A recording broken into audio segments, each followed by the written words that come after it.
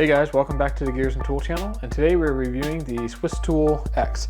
And considering I do a lot of reviews on multi-tools on this channel, it took me a little bit to get to the original multi-tool maker. I mean, I know Leatherman came up with the original set of pliers in a multi-tool, but back in 1891 the Swiss Army knife was invented, and arguably that's the original multi-tool. It did not have pliers, but it did a lot of things that nothing else did at the time.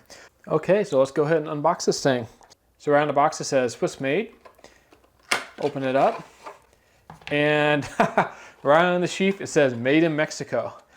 So had to include that because I know that Captain Obvious would have mentioned it in the comments below.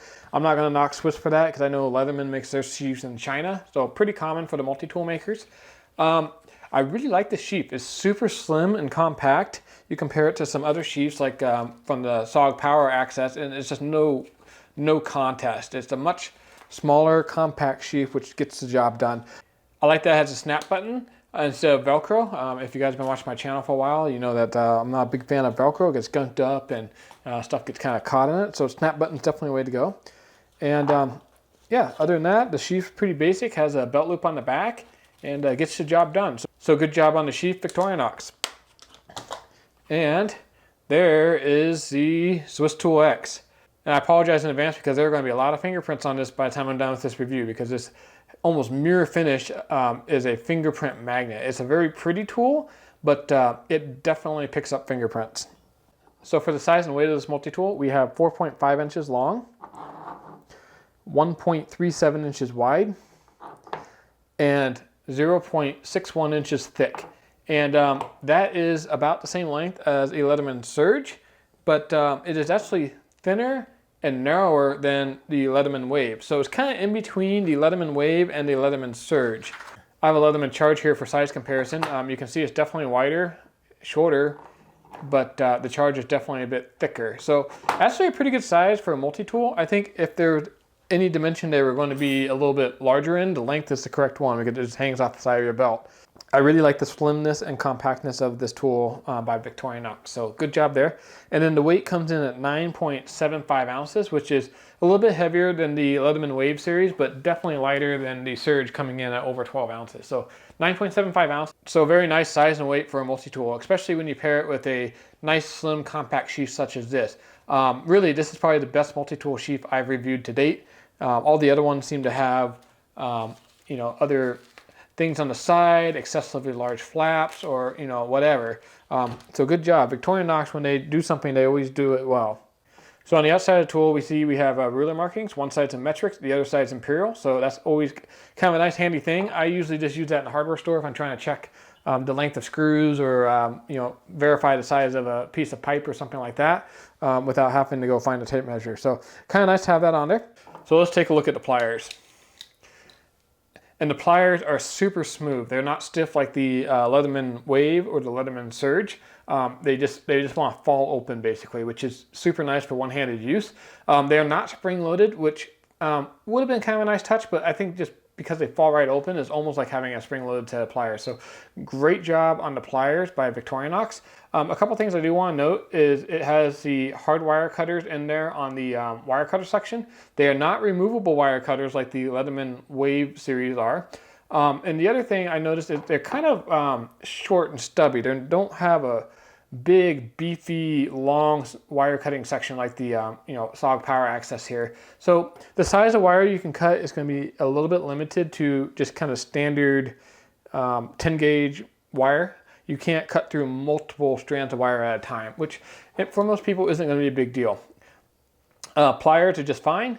The needle nose is a little bit blunted. They're not super long and pointed, but they do come to a nice precise tip, and they touch really nicely right on the tip. So good job overall on the pliers, Victorinox. Let's go ahead and take a look at the 4 primary tools that you get with this multi-tool. First up is the 2.6 inch long pen blade, which is made of mystery stainless steel. And I call it mystery stainless steel because Victorinox doesn't really tell anyone what it is. It's obviously something with a high chromium content, 13-15%. That's how you get that kind of mirrored finish on there. super rust resistant, which is awesome. You're not going to have any issues in salt water or anything like that. I have seen very few Victorinox knives rust to any substantial amount. So great job there. One of the benefits I think the Victorinox Swiss Army knives bring to the table is, no, the knives aren't going to be as tough as like an S30V, you know, charge knife, something like that. But the knives are super easy to resharpen.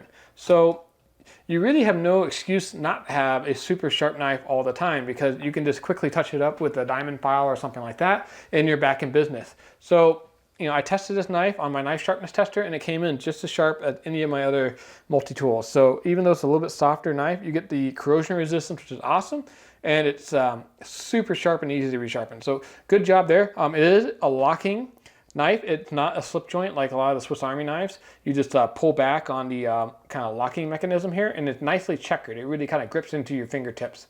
Good job all around. Another thing I want to point out is, you see all these secondary tools here. As I pulled the knife out, none of the other tools come out with it.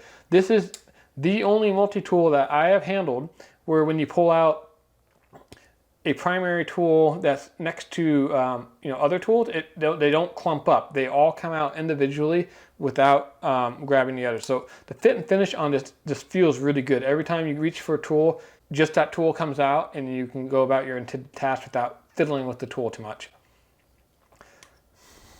The next primary tool is the saw. And again, Victorinox did a good job. The saw is nicely tapered to the spine, so it's not going to bind up or anything like that. And overall, just a good saw with nice deep teeth, and no complaints there. On the other handle,